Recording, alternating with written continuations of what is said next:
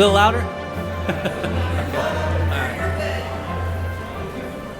I think once the noise goes down, we'll be a little louder. So, all right. So I just want to officially welcome everybody to my father's celebration of life. I believe everybody in here had a special relationship with Paul Nikakis, which is my dad. I do appreciate the attendance for this. As you guys know, my dad was a pretty simple person. His wishes were not really to have anything. Me and my sister got together, and the family got together, and we felt that he deserves this celebration. He deserves all this stuff. So.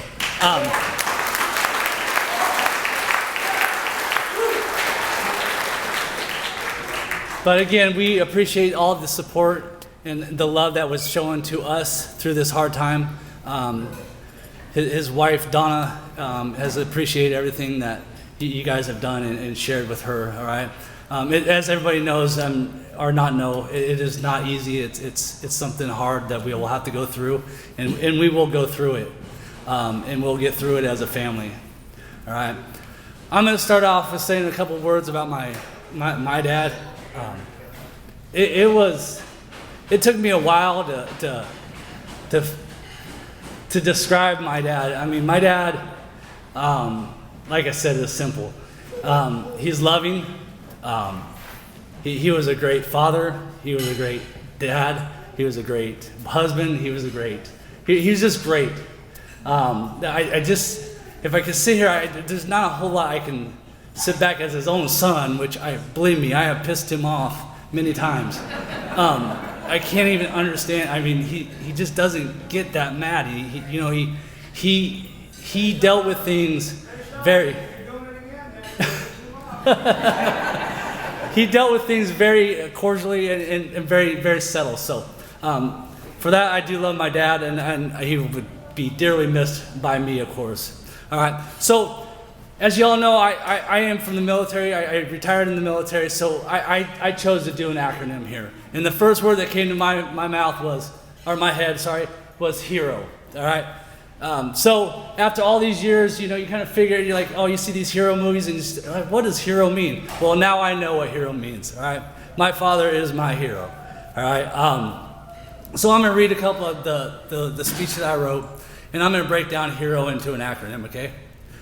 So I believe my dad was a humble man, all right, humble, having or showing a modest or low estimate of one's own importance.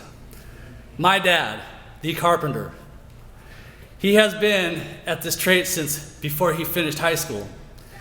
And to be honest with you, he's one of the best carpenters you will ever find. But people will not know that unless he has served you through his skills or workmanship. That is because my dad was a very humbled man that never gloated on his many accomplishments in his professional life as well as his personal life. As you can imagine, I've had many conversations with my dad through my 43 years of life. I can stand up here and tell you that I have learned of his achievements through others because he's never bragged, he's never talked about him. He's about other people.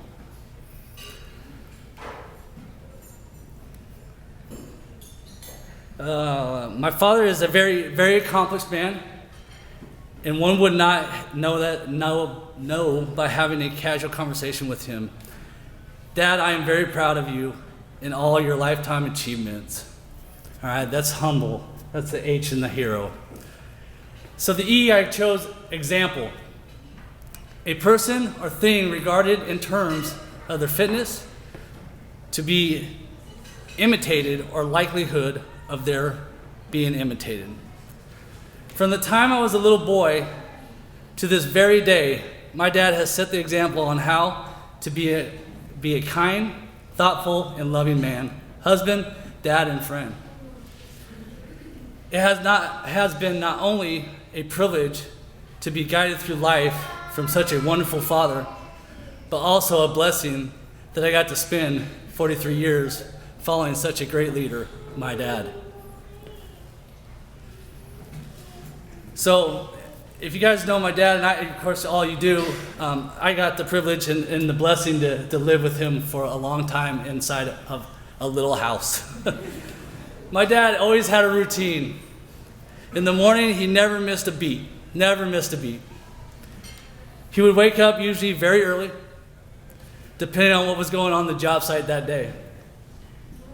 He would always head to the kitchen and organize his things and grab the things that he would need for the day. The funny part about his routine is all our pets, through the years, would also be trained in his routine.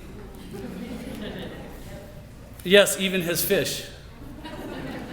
The dogs will always get treats while he laced up his boots and headed out the door. Through observations and sometimes confusion, this simple routine of my dad has helped me be successful in my own journey of life.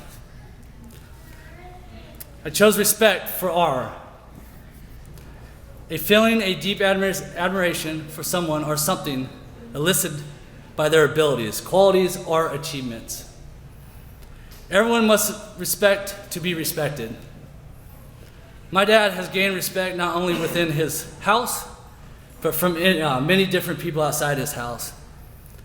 My father knew how to do many things, but one thing he will always be remembered for is the way he treated others.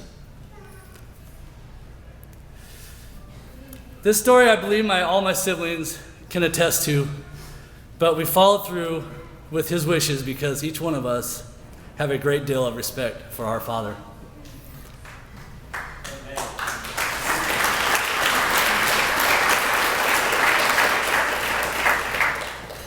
So when any kind of trip is planned, no matter if it's a day trip to the Roseville auction, a trip to the ocean, and the ultimate trip, a day at the races. Dad loved getting places super early. It seemed like we got places before they even opened. So my dad loved going to NASCAR races, and fortunately we had a racetrack close enough that the circuit visit every year we could go. So it's race weekend in Sonoma, California. And yes, we plan to go on Sunday. So of course, the question always comes up, what time do I need to leave? What time do we need to leave? And sometimes I don't even know why I ask because I already know the answer. Dark 30, which translates to super early, like 4 in the morning. To most of us, this never made sense, but to Dad it made perfect sense. But what learned through these memorable trips with Dad is that I respected this man so much, it didn't need to make sense to me because it made sense to him and we knew he would be good. For I chose optimistic. To hold a great deal of confidence that something will turn out well. I think my dad did this very well. My dad has become a pleasantly optimistic person through the years of experience and hard work. He shared his confidence with family, friends, and coworkers to comfort them that things will be accomplished if they were willing to listen to him.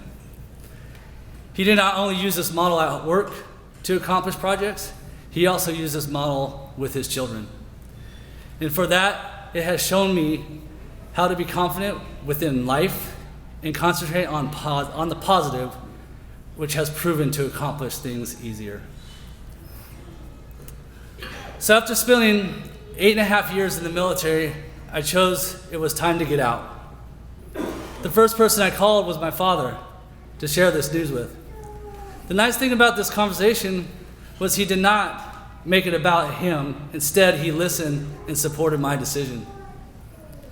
I ended up leaving the Army and moving back home from New York.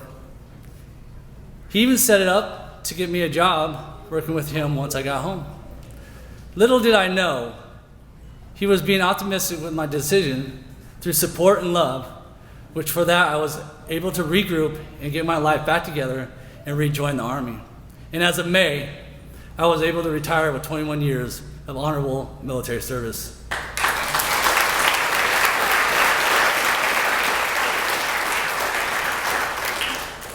Thank you, Dad, for having confidence in me and staying optimistic through my journey. Dad, you'll be greatly missed by me, and I'm very grateful for all the valuable lessons I learned from you.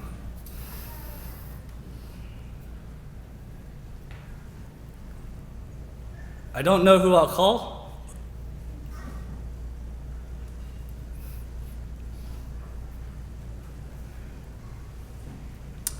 When I'm struggling with those house projects, you are always my lifeline. I wish nothing but the best for you in your next phase life. Rest in peace. You'll never be forgotten.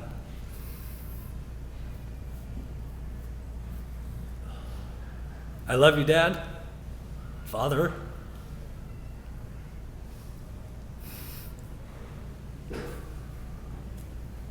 Friend, mentor, and my hero.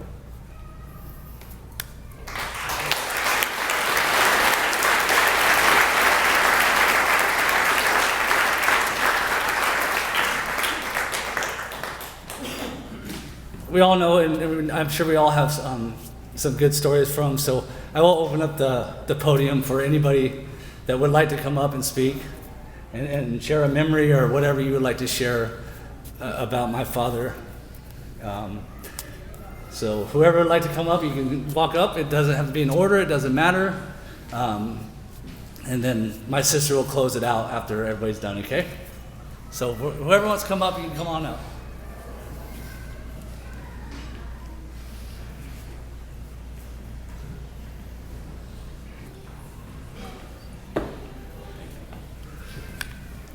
I'll apologize now if I get a little wordy, but it's hard after a 25-year relationship, association, friendship with a person to sum it up in a couple of minutes. So if I might, Paul had worked with us for 25 years, and I emphasize the word with us, not for us.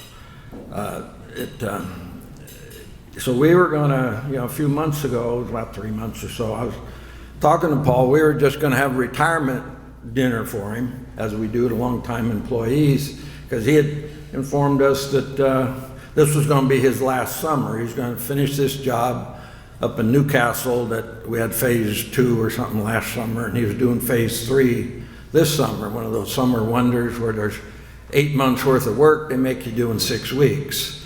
So anybody said when he gets done with that, he's gonna be 65, and he has some plans, him and Don, to travel around and so forth. So okay, we're gonna have this party, as you've been, Carl had one, and Roy had one, and so forth.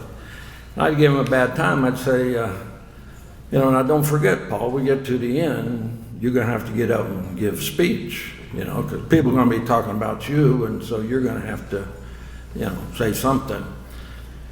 He goes, speech, in his best Okie Paul impression, would say, I ain't giving no speech, that's just stupid. Every time he made a statement, he always gave this little laugh at the end, And so I said, he said, what would I say anyway? I said, well, don't worry about it. Just have yourself a couple of Budweisers, you'll be fine. Said, nothing else, just get up, because there can't be any repercussions. Just tell everybody what you really think of them, And he kind of laughed and kind of lit up at that thought. He thought, well, okay, we can do this then. So I don't know, who knows what he would have said, but I can guarantee you one thing, it would have been entertaining. And a lot of people, when they heard of Paul's situation, they had either come by or called or text or email or what have you, and some were friends, their clients, their relatives, their co-workers, subcontractors, and tried to sum up of what they all had to say, and we get a lot of cards and so forth. It was quite evident that most people viewed Paul as a very unique person, and that he was, without question, and obviously very, very talented in his trade. As me and John Hannon were talking yesterday, I believe it was, Paul was what you'd call a master carpenter. Back in the day, Paul wasn't always the superintendent, and we started with us. He was a master carpenter, and was still, there's nothing he couldn't build, nothing he couldn't do. Just a very talented individual. And, but he would not like to let anyone know that. You give him a set of plans to do, run a job for you, and he'd always go, after he had them a little while, he'd go, well, I don't know, boss. I don't know if we can do this, but we'll give it a try. And at that point, I knew he had already figured out a better way how to do something, and he had it down, and it's just a very smart individual. But what I appreciated most about Paul was his attitude and his outlook on things, just an outlook on life in general. Always had looking at the pictures, Paul always had a smile on his face and a positive approach to whatever came his way, whether work-wise or otherwise. And people just loved working with Paul. They loved working for Paul. And whether it's subcontractor or co-workers or whomever, it didn't matter. They just had a great respect for him and just loved him. And I was over at the house, so me and Maureen went over when Paul got back from the hospital, and Donna was gracious enough to share a note that Paul had received from his friend and former employer. And that was Gary Tinseth over at Zenith Construction. And I read Gary's note, and a part that just really hit home, and something I'd always known, but Gary expressed it very well when he said, how fortunate Zenith Construction and Carter Kelly were to have Paul work for us for an extended period of time. And how right you were, Gary. And we also, though, got a couple other guys from Zenith, and Gary went on and did other things for other companies, and and that was John Hanna and Steve Poland, and John, he kind of went over on the dark side. He's an inspector now, but Steve, he's still working for us, and then I think Brett Hayes might have worked for Zenith for a while, and he came to work for us. And I have to tell you, Gary, we tried to polish him up a little bit, and fortunately, though, we were not very successful. And because that's what made them unique, was their character and their personalities. And we're very fortunate at that. We did get John to kind of quit calling the carpenter maggots or whatever he would do. He finally changed that, but he always did that with a wink and a smile, He thought that motivated him. But away from work, we also had fortunate enough to have a relation with Paul, and one instance is up in El Dorado County every year, as most counties, we have a fair every year. And during Fair Week on that Saturday, they have the 4-H FFA auction. And Paul would come up, we could count on it, everyone. Me and Skip and I, we were on the auction committee, and it was our assignment to make sure we had plenty of the free beer there. So we would get the Budweiser van and all these kegs of beer, and we'd get that salty chips and pretzels and so forth, because the committee felt, well, give the potential buyers, and of which there'd be 200 or 300, give them some free beer, and it might loosen them up with their wallets a little bit. And so that we did, and sure enough, every year on that Saturday, Paulie'd show up. He'd show up, and he'd hang out with Skip and I and just talk and have a few of those free beers. He never bought a damn thing, never, not even a chicken, but he did show up, and we always enjoyed that. And then, a few years back, the committee decided that this beer thing is getting out of hand, and so the liability and they were right, so we got rid of the beer, and never did see Paul again on that Saturday.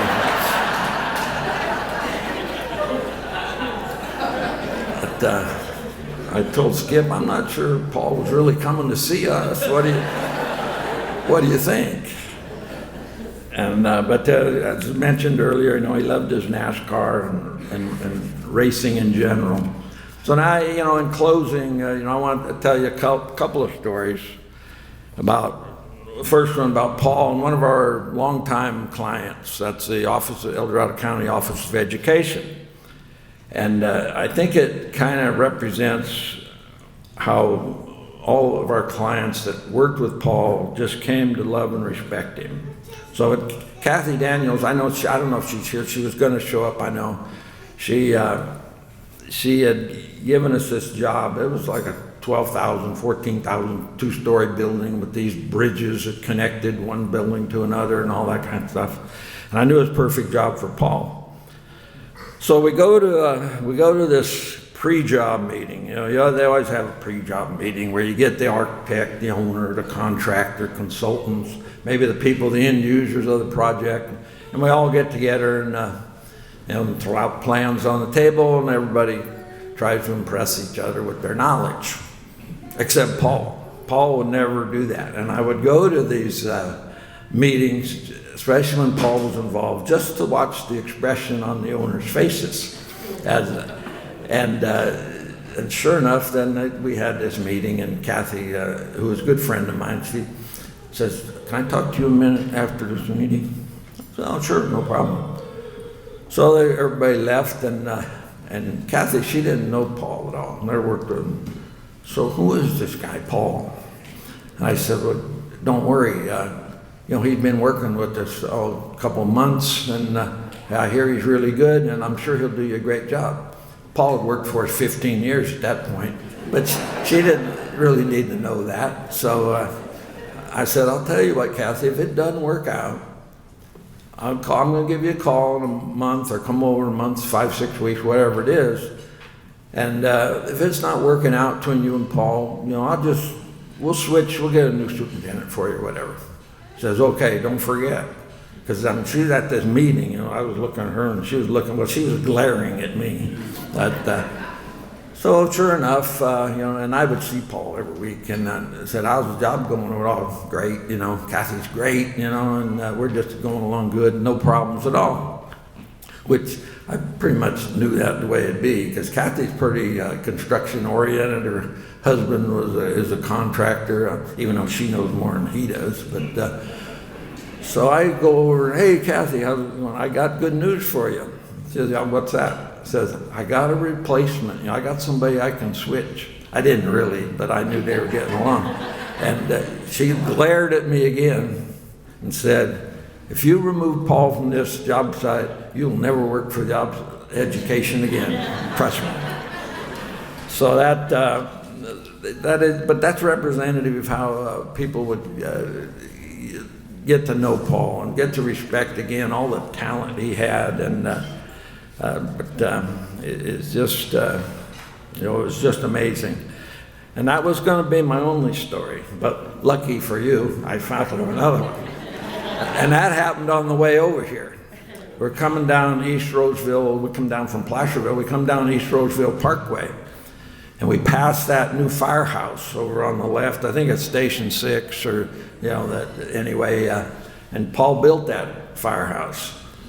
And I went over. The job was just about completed. It had been going on for about a year, and they were going to dedicate it in a week or two. So I said, "I better go over and take a look, see how it looks, blah, blah, blah," and just, So I went over there and drive in, put in the parking lot, and I don't see any fire trucks around. Doors are wide open, and walk inside, and there's tools laying all over the place, and I don't see Paul, and there's some fella in there, and he's doing some caulking, I think he was, around the windows or some darn thing, and the place was just deserted, except for all our tools and everything.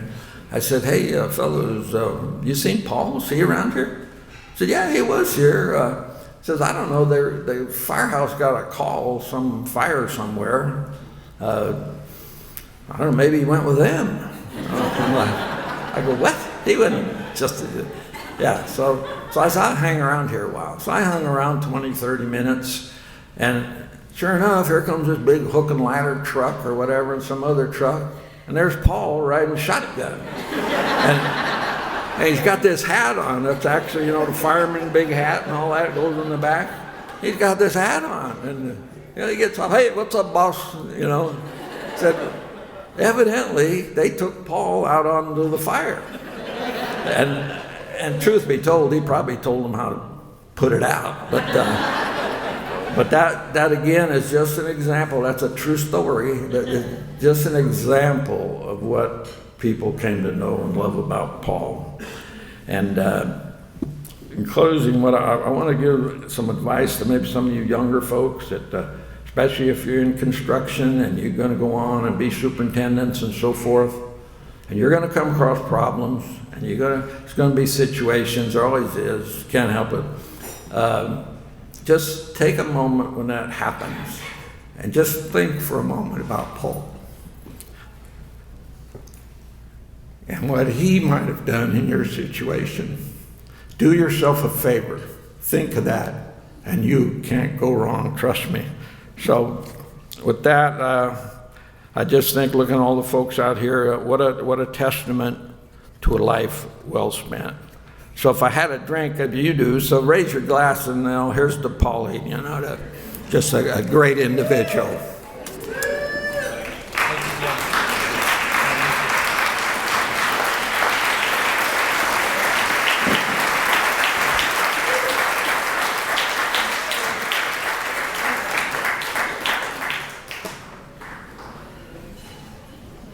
I'm going to really try to keep it together up here. First, I just want to say thank you, Aunt Donna, for bringing such a wonderful man into our life. Somebody that helped raise so many of us.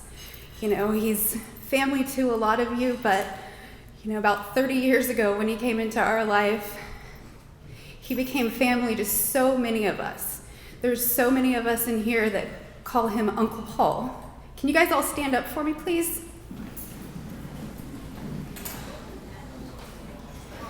He touched everybody that's standing in more ways than I can even explain. For me, I didn't have a dad that was in my life and was there. So whenever I needed a dad, that's who I called. He'd always say, "I'll be there, babe. Love you." Always, always. Never ended a conversation with my Uncle Paul without him saying, "Love you, babe."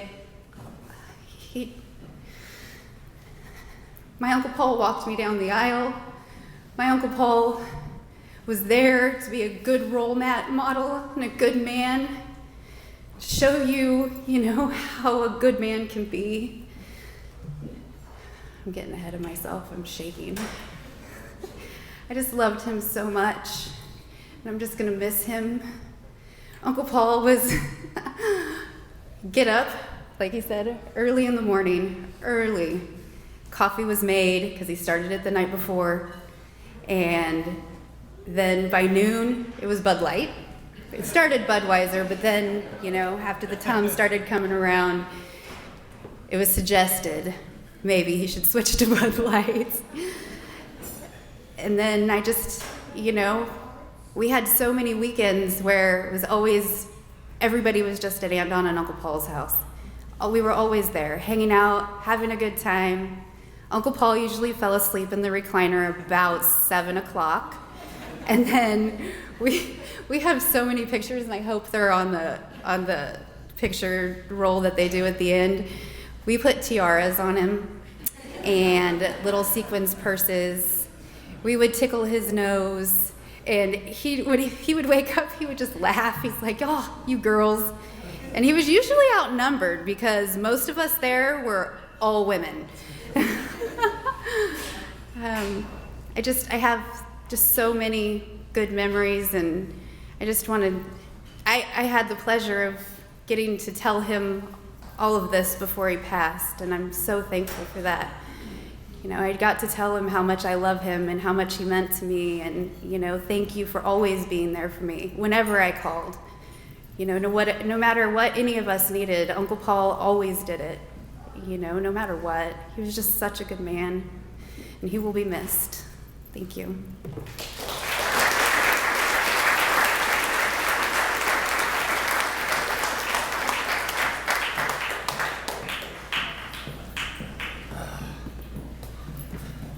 First of all, thank everybody for coming out. I see all the Carter Kelly people too. You guys are pretty much family. Everybody has that one uncle, right? That lets you do whatever you want to do when your dad's not around. Sorry, Dad, I'm gonna come clear in a few things.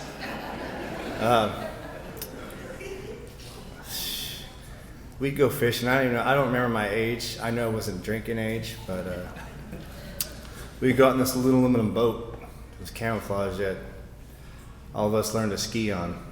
And we'd do overnight fishing trips, which I loved.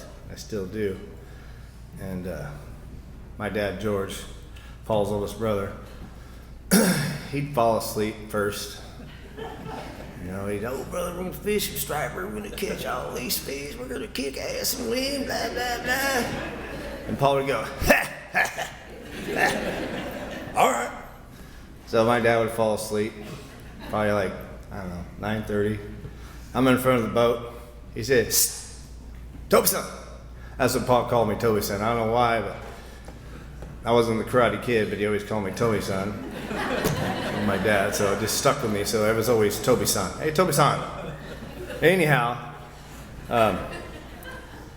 he'd eat over the ice chest, cracked a beer in the hat to me, and said, shh, I'm on. So I remember there was a case of beer for my dad and Paul when we started drinking. And we woke up in the morning and Paul said, you better leave brother too. I'm all, oh yeah. Well, we can go get some more. And so my dad woke up and he's digging through the ice chest. He looked over at my uncle and I was like, he was drinking them all night. We didn't catch many fish, but it was fun. That was Paul. But speaking of, I know I'd be proud if I did this, but I'm gonna drink this Budweiser.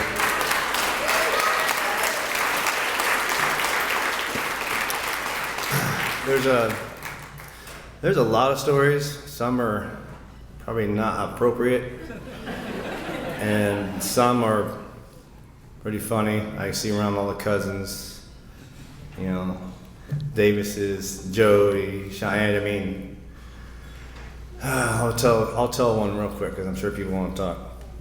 I remember one morning after, I think it was Sunday after Roseville Bobcats youth football, we would always ask to go to Paul's house because he'd let us run wild. We'd do whatever we want over there. We'd throw eggs at houses next door. We'd do whatever we wanted.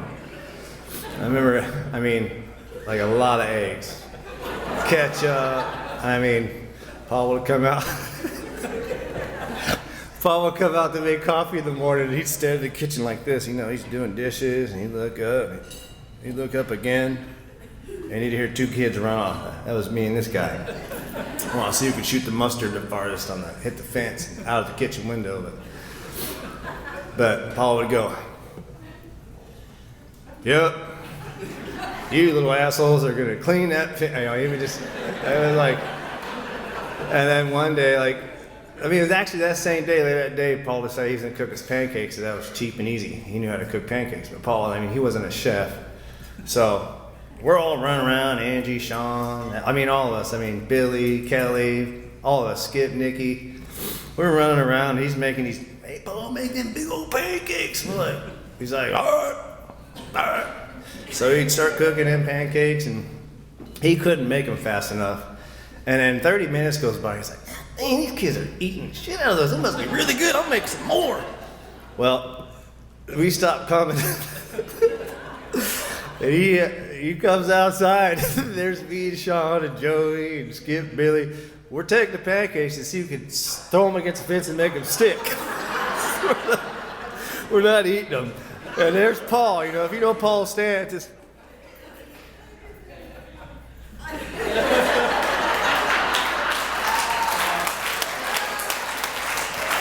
And I remember telling him, hey, I'm winning. I got 3 of them to stick. He goes, you're going to eat them goddamn pancakes right now. He made us peel those things off the fence, and we ate them.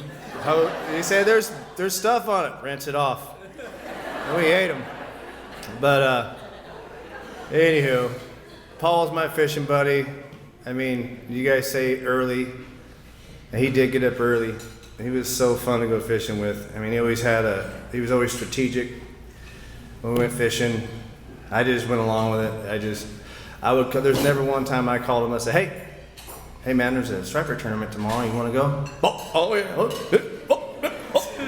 What time you want to leave? I'm like, I was thinking 6. Oh, pick me up at 4. I'm like, okay, 4 o'clock. So that means I got to get 3. I'm an hour away. I'm like, okay.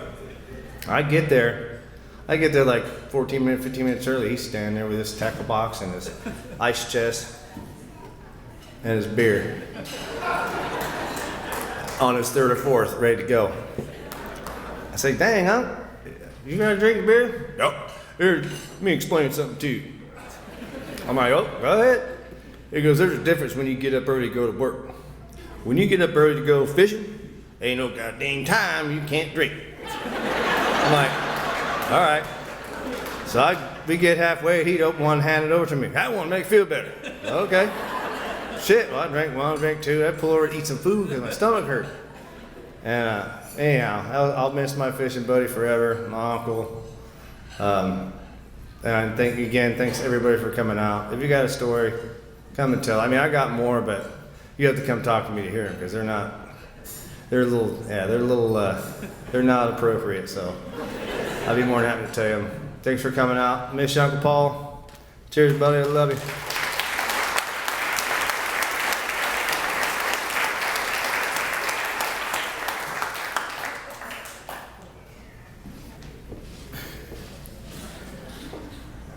I just felt I had to come up and say it out loud. As everyone knows, Paul was a real man. He taught a lot of boys how to be men. He was always there from day one. For anybody that was there and had enough common sense to come to him, he had something to offer you. And if you were smart enough to take it, it would help carry you through your life. I'm thankful to have received that from Paul, and I just feel that everybody in here is a blessed person because we were all touched by Paul, and that's something that we get to carry with us for the rest of our life. And he did love a Budweiser, so I believe I'm going to have a cold one too. Thanks, you guys. I love you, Paul.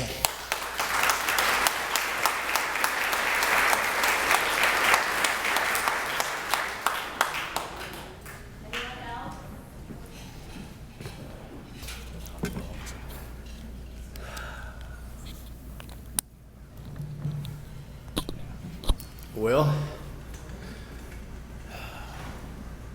Paul's my brother-in-law. I call him my brother forever.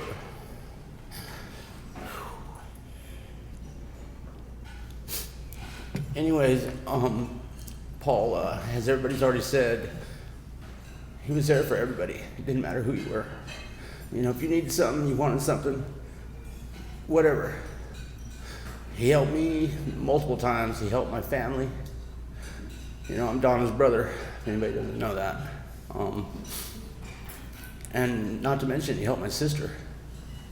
He gave her a good life, took care of her really well. And I'm damn proud of that. I loved him. You know, I've said it multiple times, and he was the best man I ever knew. Hands down. So, I loved him.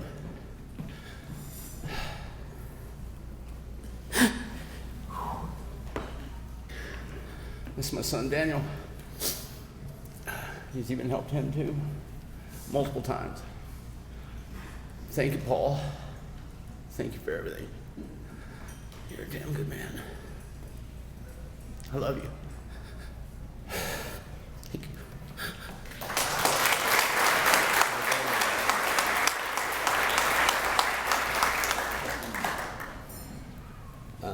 My Uncle Paul, I love him, I miss him.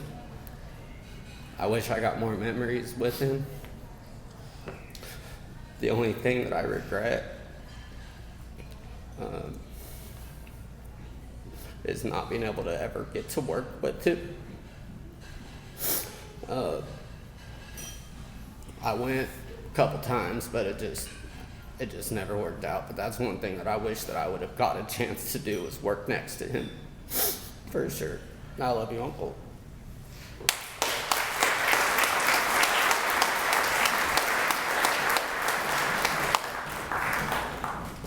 Okay.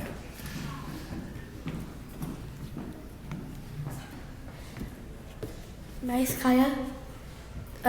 Baseball, I love you so much, but I'll always about you every day. But yes, I do. But you guys will be okay. And Paul, my very, love you so much. Amen.